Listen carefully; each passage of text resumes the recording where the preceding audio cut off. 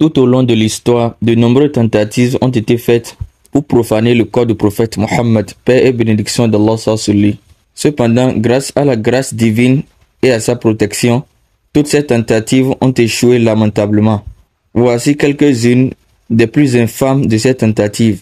La première tentative fut orchestrée par le tyran appelé Al-Hakim bi Amrillah, un homme cruel et impie qui régnait sur l'Égypte. Il fut incité à déplacer le corps du prophète et de ses compagnons de Médine vers l'Égypte par les hérétiques qui lui promettaient une plus grande influence. Il envoya un de ses généraux, Abul Futuh, pour mener à bien cette mission. Cependant, leur voyage fut interrompu par une violente tempête qui secoua la terre, ce qui convainquit Abul Futuh de renoncer à sa mission. La deuxième tentative fut également commanditée par Al-Hakim bi Amrillah. Il envoya les hommes s'installer près de la mosquée du prophète et creuser un tunnel vers la tombe. Mais le plan fut découvert et il fut tué. La troisième tentative, en l'an 557 de l'Égypte, un complot ourdi par les chrétiens fut miraculeusement déjoué.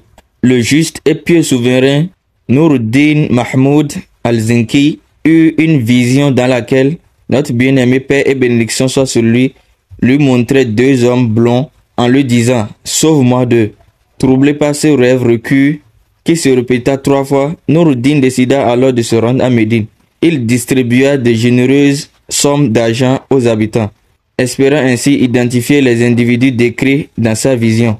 Après avoir examiné tout ce qui était venu réclamer leur part, il ne trouva personne correspondant à la description.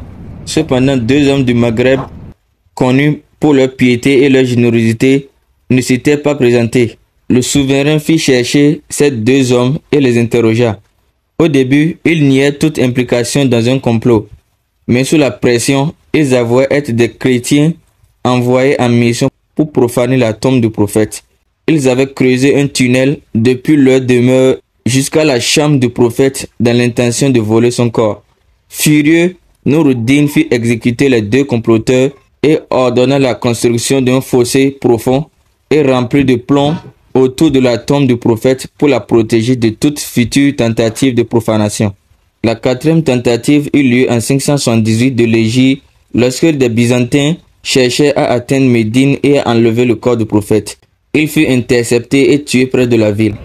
La 5e et dernière tentative connue eut lieu au milieu du XVIIe siècle de l'Égypte lorsque 40 hommes de Alep tentaient d'enlever les corps d'Abou Bakr et Omar. Il fut englouti par la terre lorsqu'il se rapprochait de la tombe du prophète. Allah est le plus savant. Pensez à vous abonner pour nous soutenir. Ça ne vous coûte rien et ça nous aide énormément. Merci.